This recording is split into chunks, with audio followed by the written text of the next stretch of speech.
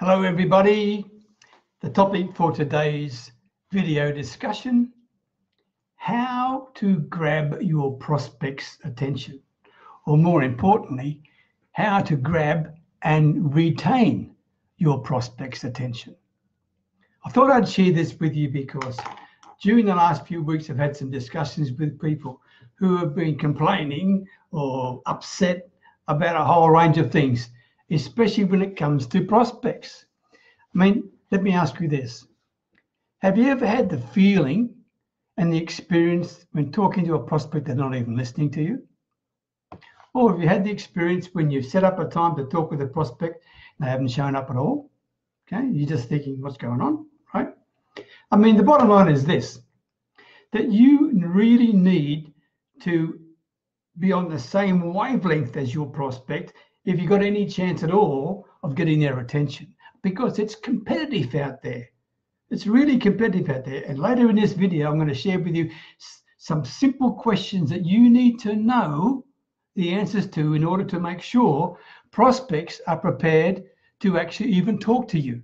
And at the end of this presentation, hang in there with me for this, please. At the end of this presentation, I've got a really free gift offer for you, okay?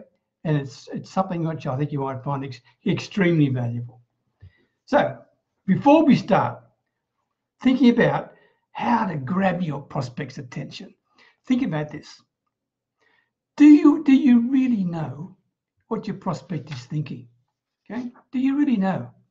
Because if you don't know what your prospect is thinking, then I can assure you that's probably one of the key reasons why you're struggling with sales, why you're having a problem getting your prospect to listen to you. Okay, you can't guess this. You need to do the research. You need to be in a situation where you know what your prospects' potential problems could be. This is critical for you. Without that information, then you're just flying blind, right? And you're never going to get anybody's attention at all, right? And if they do, it's because of out of sympathy for you, and that'll be for about 10 seconds, then they're gone, right? So that's the first thing. And the second thing is this. You need to understand this, that if you can't answer the question about what the key problems are for the prospects in your marketplace, okay, if you can't answer that, then you should stop making any more calls to prospects and go and find out what the solution is. Go and find out what it is. You need this information. It's critical to you. Don't be lazy. Don't guess things. Don't go on to Google and try and work it out from there, okay? In fact, talk to people. Talk to people and ask them. Simply that, okay? Today, I want to share with you two key things that I think might help you. The first thing is how to identify what the key problems are facing your prospects. And secondly, commonality. Putting those two things together will give you every chance of grabbing and retaining your prospects' attention. My name is Peter Beckenham, the village marketer, and as always, talking to you from my little Thai village, way up near the Cambodian border. Before I start, one of the key problems facing many people, if you are a little bit hesitant or unsure of yourself or not confident in talking to potential customers, then more than likely you're too eager. More than likely you're going too quickly. You need to slow down.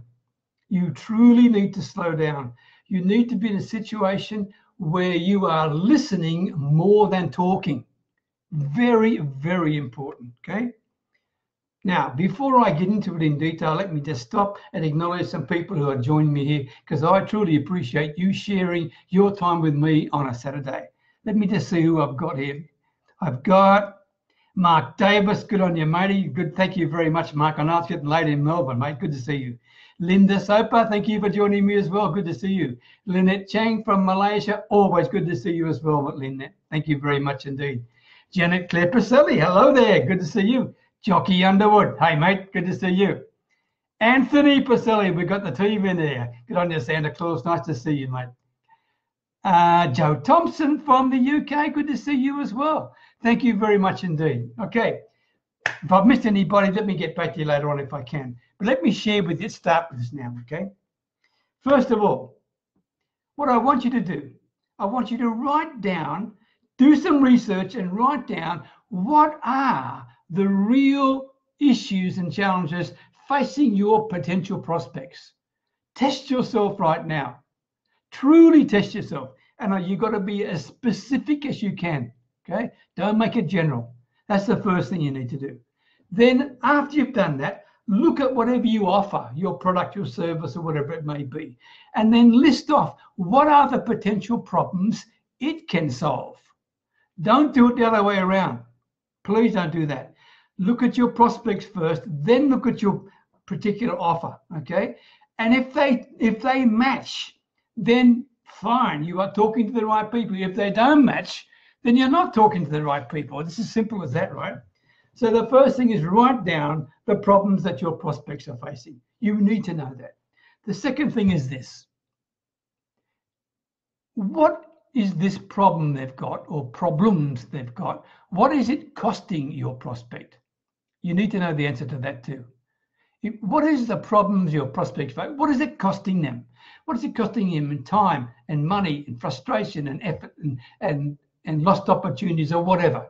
What is it costing them? All right. And the third thing you need to know, and it's very important, is what happens if your prospect doesn't fix the problem? What happens? Right? Now, if nothing much happens, then obviously there's no urgency on behalf of the prospect to solve the problem, and therefore your particular solution is not that important to them. So you need to find out how important that problem is to them and what happens if they don't fix the darn problem. Right? And if you're not sure, ask some potential prospects. Ask them. Say you're doing some research. Ask them, what is the biggest problem you're facing in X, Y, and Z, whatever it is, okay? And tell me, Mr. Prospect, if you didn't fix that, what would happen? I mean, I'd really like to know, because I really appreciate you sharing with me. Do some research if you're not sure. Find out the answer to those questions. So very important. I mean, the bottom line is this, that selling, which you may not like, right? Because you think, oh, I'm not a salesperson. I'm a consultant. I'm a coach. I don't care what you are. I mean, at the end of the day, if you're running a business, then you've got to sell what you've got. Okay? I don't care what you call it, but at the end of the day, it's selling, all right? And selling is really, how would you say this? It's a science and an art. That's what it is, right? It's a science and art of highlighting the prospect's potential problems and then encouraging them and inviting them and inspiring them to do something about it. Whether it's with you or not is another issue, but that's really what sales is all about, okay? It's so very important. And then once you've done that, then they need to be able, and you've done it properly with them by listening to them, okay, and pushing them to find out what's truly important for them. Once you've done that, then you need to be able to get them to understand and appreciate what your particular offer is, if it's appropriate to them, and only if it's appropriate to them, okay? And if that's the case, then what you're simply doing is you're helping this prospect make an informed buying decision. And if you go through that process, you will definitely grab and retain your prospect's attention, because you're providing a service to them. You're not selling to them at all. You are helping them to make a buying decision to solve a darn problem that is big in their mind. And they will be grateful for this. And if they're grateful enough and you've done the job well enough and your product is appropriate, you've got yourself a customer. And that's really why it's a science and an art. Okay, that's what it's all about. Okay. The other part, apart from the questions like that, is commonality. Let me share this with you. That people will relate with you more with your failures and challenges than they will with your successes. Okay? So if you can share your story with your potential prospect, and don't go on for 5 and 10 minutes. I'm talking about 90 seconds to 2 minutes maximum. Sharing your story that shows your potential prospect that you have had similar experiences and challenges that they've got, okay? And your feelings that were associated with it at the time and how you overcame those particular issues, you've got their attention. You've really got their attention because you have shown that you didn't just listen to them, but you understand and appreciate them. And when you do that, and then you're sharing with them, thank goodness I solved the problem, okay? That is an issue that strikes a chord with them.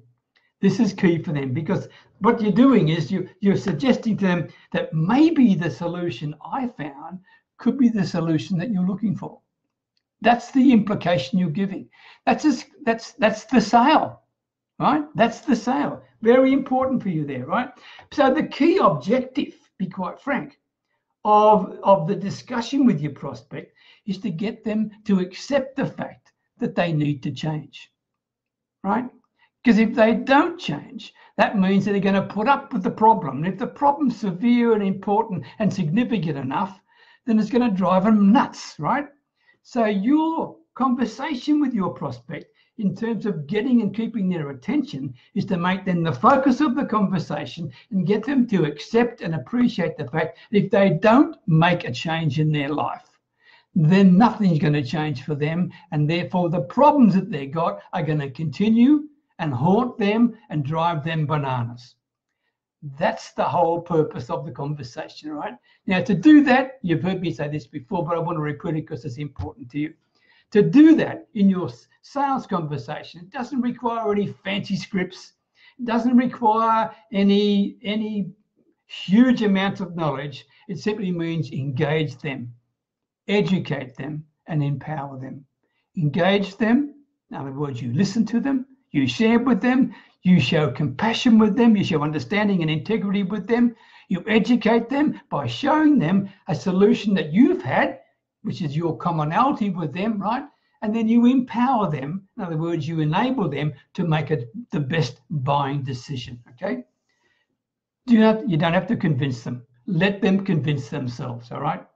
Now, to finish off, there are some questions that every prospect may have in their mind, and they will never, ever tell you, or very rarely tell you, right? The first one is this. Think about this. And by the way, if you're smart, you can actually address these things in your questions to them. The first question is this. Who in the hell are you? Who are you? Right? The second one is, can I trust you? Can I trust you? And the third one is, can you really help me solve my problem? Can you really help me solve my problem?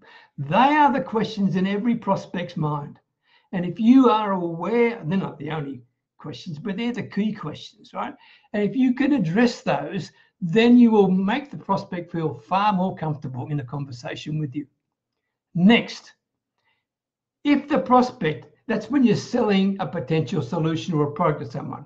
If your conversation is aimed at recruiting somebody to build a team member, for example, then they have a completely different set of questions, okay? These are the questions that's important to them. If you're in the for example, network marketing type approach, the key questions in the prospect's mind are these. One, do I want to do this? Right? Do I want to do this? Number two, can I do this? Can I do this? And number three, will this work for me? Right? Do I want to do this? Can I do this? And will this work for me? Those three questions, if you're recruiting somebody to a team, they're in their mind. They won't verbalize them to you, but you need to address that.